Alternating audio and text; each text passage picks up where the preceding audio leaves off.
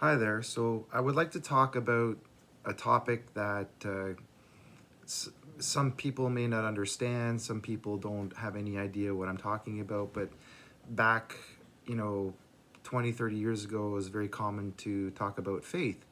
Um, and so I'm not necessarily going to give you a theological kind of explanation, but more of a practical explanation, even though it is theological.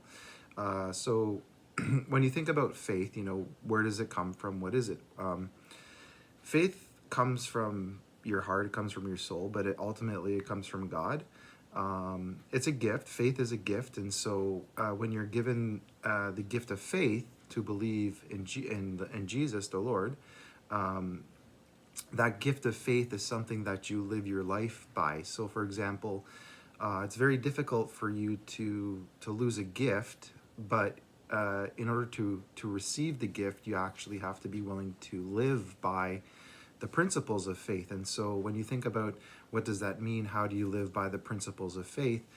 The Bible says the righteous will live by faith, and so there are ways that you can, when you're given a gift, for example, when you're a kid and it's Christmas time and you get received like a toy or something, you actually use the toy. So God is not going to give you a gift that you're just going to sit on and not use, right? So you're not. We're saved we're saved through our faith, and so. Our faith is precious in God's sight, and the Bible says that Jesus is the author and the perfecter of our faith. So in that sense, it's Jesus living His life through us as we practice our faith. And so, um, what I just want to say in this video is that sometimes people have a strange understanding of what faith actually is. Faith should never be passive. So you should never kind of expect God to do things for you.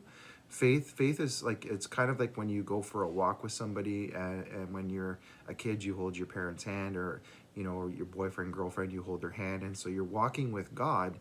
And so God allows you to make mistakes and to trip up and to stumble, but ultimately it's you who's walking out your faith, right? So in that sense, that faith is always active in that sense. So you're right into the point that you go to heaven.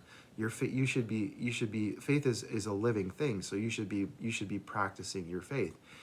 Sometimes people, I understand, sometimes people get stuck and they have answers, and so they need someone to explain certain truths to them about Christianity or the Bible.